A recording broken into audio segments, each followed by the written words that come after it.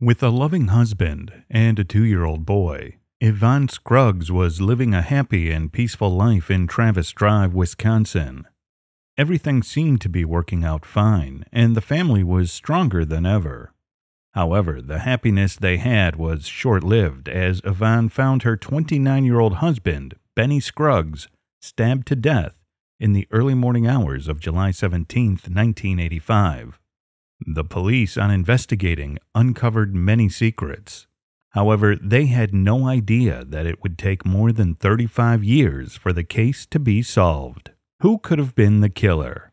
Was it just another murder? Or was there something else going on? Welcome back to another episode of the Cold Case Files, where we tell the tales of some of history's most infamous cold cases. Today, we will be unraveling the cold case of Benny Scruggs, who was stabbed to death in 1985. Before starting, we would like you to take a moment and hit the like and subscribe buttons. Also, press the bell icon to be the first to discover all new cold cases. Let us now take a stroll through this atrocious cold case. The city of Wisconsin Rapids serves as the county seat of Wisconsin's Wood County in the U.S. Life here is a harmonious blend of small-town charm and modern conveniences, where neighbors greet each other with genuine smiles and lend a helping hand when needed. It is a tapestry of diverse communities where friendships flourish and traditions are cherished. Whether it's cheering on the local sports team, participating in community festivals, or simply enjoying the tranquility of the nearby natural wonders, living in Wisconsin Rapids offers a fulfilling and enriching experience. Moreover, given that there are 1.71 violent crimes per 1,000 residents in this area, it offers a safe environment. However, no city in this world is totally free from atrocities. When Benny Scruggs was savagely killed in Wisconsin Rapids, the city became a setting for one of the longest cold cases in the city's history. Benny Eugene Scruggs was born on August 18, 1956, in Pickens, South Carolina, in the United States. He was the third child in Garvin and Rudy Scruggs' family, and he grew up with his older sister Ansel, his older brother Wayne, and his little sister Kim. However, not much is known about his childhood. On May 15, 1982, Benny, at the age of 25, got married to Yvonne in Easley, South Carolina. It was a successful marriage, and after a year into the marriage, in 1983, Yvonne gave birth to a baby boy and named him Matthew. It was July 16, 1985, and Benny and Yvonne went out to eat and have some drinks at Lance's Never Inn, a local restaurant. While they were gone, they requested their babysitter to watch after Matthew, their 2-year-old son. The babysitter looked after the youngster until they came home at 1 a.m. According to the babysitter, the couple returned home that night in exceptionally high spirits. Bidding goodbye to her, the couple headed to bed. What exactly transpired after that remained a mystery. However, all the scenarios end with the same climax: the death of Benny Scruggs. On July 17, 1985, at around 3 in the morning, the police received a call from a man named Brian Walker. He informed the police about Benny and requested their presence immediately. When the police asked for more information about the situation on their way, he stated that he was Benny's neighbor and had been summoned by Benny's wife, Yvonne. When he arrived, he noticed that Benny had been stabbed. Brian continued saying that Benny was hardly breathing and bleeding profusely. The officers urged him to continue applying pressure to the area in order to halt the bleeding. He responded that he was holding a knife because the murderer might still be there. The cops were aware of the situation and understood how anxious he would be, so they calmed him down first and urged him to put the knife aside and instead apply pressure to the wound. The man yelled out to Yvonne and instructed her to apply pressure to Benny's bleeding area. Over the phone, the officers also heard Yvonne mention that one of her butcher knives had gone missing. The Wisconsin police soon reached Benny's residence in Pioneer Village Mobile Home Park, 1310 29th Avenue South in Travis Drive. Benny was lying on the waterbed at his trailer home, covered with blood, with a towel over the wound.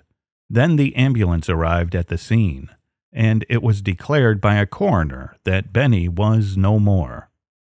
The police sent his body for an autopsy, and the cause of death was determined to be a single knife wound to the upper left side of the chest. The medical examiner, Dr. Robert Huntington III, stated that the murder weapon was a hell of a big knife.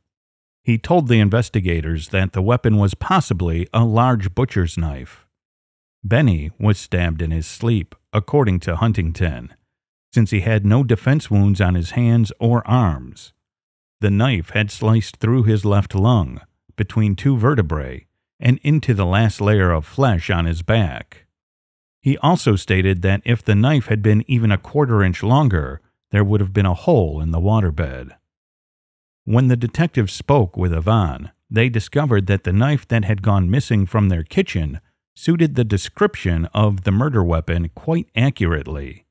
That led to an exhaustive search for the murder weapon.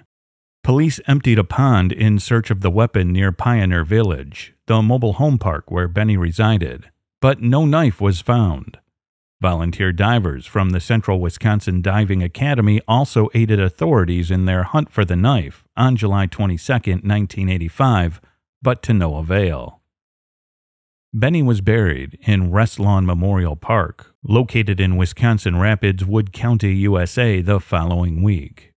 During the initial interview, Benny's wife, Yvonne, who was 21 at the time, indicated that she had heard her kid screaming from another room and had gone there to comfort him.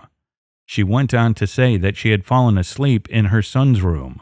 She returned to the bedroom where Benny was sleeping when she woke up. Only then did she come to know that Benny had been stabbed while she was away. However, this was not the only statement she made.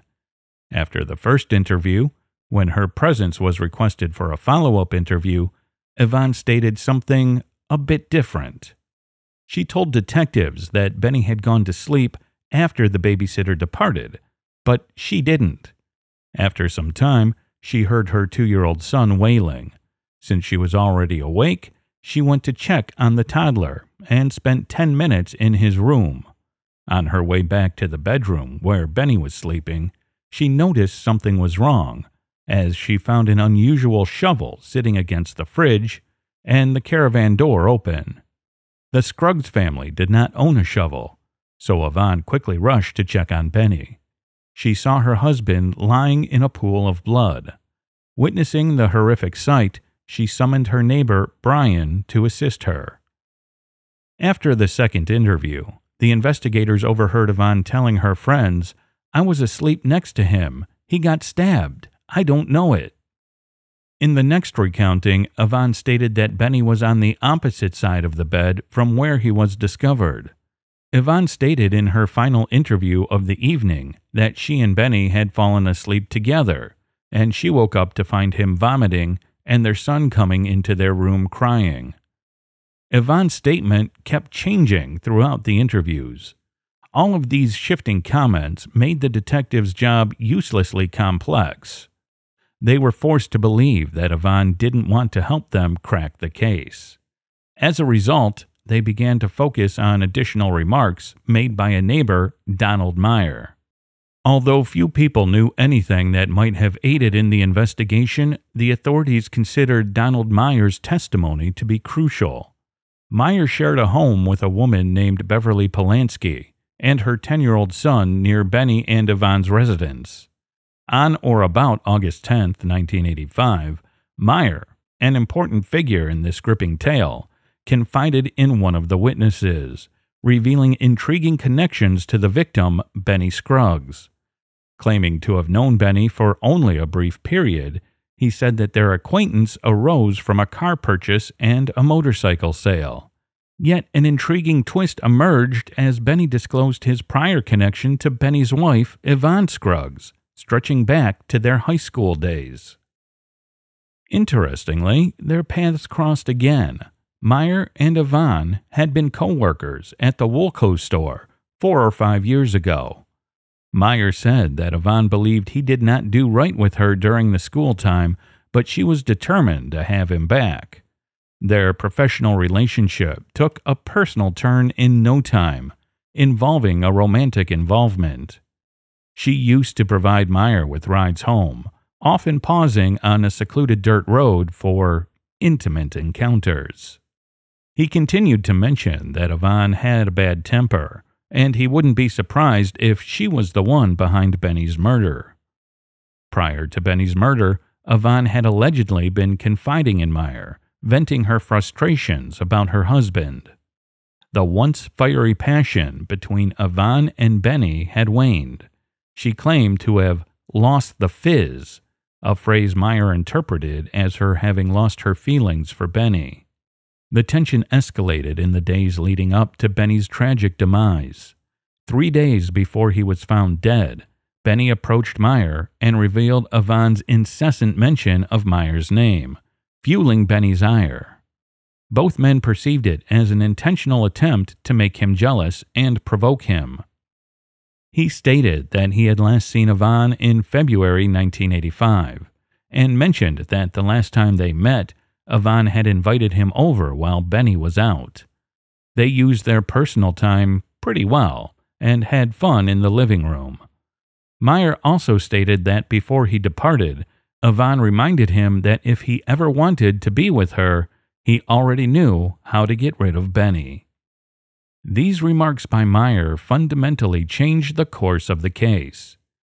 Yvonne was confronted by the police with Maier's comments during an interview in August 1985. Yvonne verified Maier's account, claiming she didn't inform the cops about her connection with Maier because she didn't think it was relevant to the investigation, and also because she was embarrassed. However, she denied ever hinting at getting rid of Benny. Soon, the suspicion started revolving around Yvonne, and the detectives delved deep to uncover any information that would shed light on their concerns. On August 20th, 1987, Detective Bruce Malarick and Detective Exner met with Cynthia A. Reese, who had been a high school acquaintance of Yvonne. She mentioned that she and Yvonne were in the Wood County Courthouse for a social service function in May 1985. When Benny and Yvonne entered the room, Yvonne approached Cynthia, lowered her face towards her ear, spewed crude remarks about Benny, and then revealed that he had discovered her lover. However, she said it wasn't a matter of great concern for her, as she and Benny wouldn't be together for much longer. After this cryptic sentence, Yvonne went away and contacted Cynthia roughly 2 months after Benny's death. She inquired whether she had heard about Benny's murder, which Cynthia had. Yvonne shared that everyone thought she had killed Benny. When Cynthia asked her if she did, Yvonne did not reply. Another witness who knew the Scruggs reported that Yvonne told her that she knew who had killed Benny. When the witness questioned her about why she didn't report the incident to the police, she reaffirmed that she knew who was responsible but couldn't turn him in. That statement raised suspicions on Yvonne, and the police started believing that she must have been involved in the crime somehow. All these eyebrow-raising comments from Yvonne kept the investigators on edge. They continued for a few years. However, due to a lack of evidence, the case got cold after 1993, until new testimonies from Maier in 2012 gave the case new life. While the case was winding down, Maier piled on an extensive list of criminal charges, while Yvonne, on the other hand, got remarried to Kevin Newkirchen. In 2005, Maier was charged with 2 counts of threatening a Wood County judge. In 2006, a jury found him guilty of the allegations. Maier was charged with 10 counts of stalking after contacting jury members who had convicted him, and another jury convicted him on 6 counts. Years were passing by, and the police were still without answers. but soon the case was about to take a turn. While Maier was in Wood County Jail and the Wisconsin prison system awaiting trial on stalking charges, he contacted the Wisconsin Rapids Police Department in 2012 and stated that he wanted to discuss Benny Scruggs' murder. Maier admitted to authorities that he did not commit the crime, but was crucial in solving the case. During the interview, Maier informed the cops that Yvonne was attempting to frame him for Benny's murder. He also indicated that he had gone to the Scruggs house several times and that his fingerprints would be discovered all over the place, making it simpler for her to execute her plan. He also drew an extensive drawing of the caravan and revealed previously undisclosed features about the residence, such as how the bedroom door would not lock and the back door was bolted shut. The suspicions about Yvonne rose even more when a witness stepped forward in 2013 after reading about Benny's murder in a newspaper.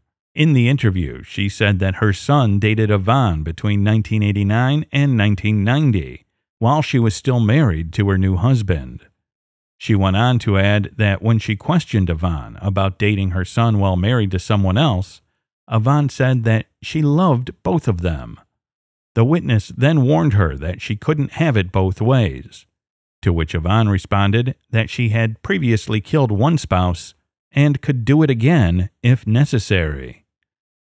The son of the witness who dated Yvonne was also present in the interview. He stated that he had inquired about the father of her child and what had happened to him during their courtship. Yvonne said that he had died because she murdered him. She did, however, add that she was drunk and couldn't recall much of it. In 2013, the investigators interviewed some of Maier's inmates. They mentioned that Maier used to love mentioning his ongoing physical relationship with Yvonne when she was married to Benny. According to the inmates, Maier also discussed the Benny Scruggs case with other convicts while imprisoned. According to one convict, Maier waited outside in the caravan park and observed Benny and Yvonne Scruggs return home on the night of the murder on July 17, 1985.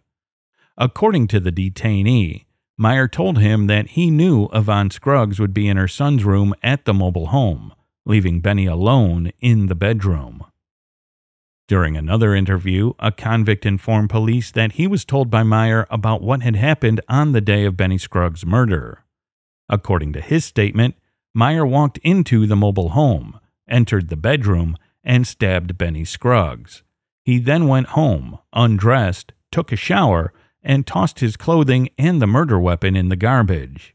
Maier claimed he chose that day to kill because he knew the trash would be picked up first thing in the morning. He also mentioned that the trash collectors scooped up the garbage with the knife in it while the police were still searching for the murder weapon. On November 13, 2015, Yvonne passed away in the city of Eagle River in Wisconsin due to severe alcohol poisoning. Despite the fact that Yvonne was the focus of Benny's investigations and the investigators had reservations about her, she was never accused of or prosecuted for murder. On hearing the news of Yvonne's death, Maier told a witness that police would never find the knife because she was dead. Another inmate reported to the police that Maier said he engaged in a physical relationship with Yvonne the night before he killed her husband, Benny. Later in 2017, one of Maier's fellow inmates stated in an interview that Maier had confessed to killing Benny. He said that Maier killed Benny because Yvonne refused to be with him while her husband was alive. He continued his interview by saying that he also overheard Maier on the phone with his mother. In that phone call, Maier was expressing his relief that both Benny and Yvonne were dead. The tape of the phone call was eventually recovered by the investigators, who confirmed the testimony by the witnesses. The Division of Criminal Investigation of the Wisconsin Department of Justice assisted the Wisconsin Rapids Police Department with the investigation, and in 2022, after 37 years, 60-year-old Donald Maier was charged with the murder of Benny Scruggs. Assistant Wisconsin Attorney General Robert Kaiser was acting as the special prosecutor in the case. Maier, who was in the Racine Correctional Institute in Sturtevant, was scheduled to make his initial appearance on the murder charge on September 9, 2022. However, he refused to come out of his cell for the hearing and even refused to work with his public defender. In December 2022, Maier's public defender tried to get him a new date for a public hearing, but the judge was not eager to comply. However, Maier got a second hearing and pleaded not guilty. His next trial was scheduled for April 2023, which took place through a video conference. The trial ended without a conclusive decision. On May 2, 2023, Donald Maier appeared in court when Judge Todd Wolf ordered the competency assessment after the defendant made a series of allegations. This included Maier's desire to terminate the contract with his legal representative and continue the case, or to serve as his own attorney. Maier's attorney, Timothy Hogan, claimed he was ignorant of Maier's wish to relieve him of his duties. Judge Wolf then ordered a competency hearing before proceeding with the lawsuit. The case remained without a firm conclusion, and no further court action was immediately scheduled. Nonetheless, it seemed quite obvious that Maier would go through some time in prison, even though his fate was not sealed at the hearings. Although Maier's future was still up in the air, Benny was gone for good. The case of Benny Scruggs was complicated, and from a distance, it seemed that any of them could have been the killer. But we'll have to wait and watch how legal proceedings progress. Only then will we have all of the answers. Do you think Maier was truly responsible for Benny's death, or was it all orchestrated by Yvonne? Share your thoughts in the comment section. Also, like, comment, and share this video. Please subscribe to our channel so that we can bring you more cold cases and go through everything in depth with you. Stay tuned to Cold Case Files for more content. See you next time.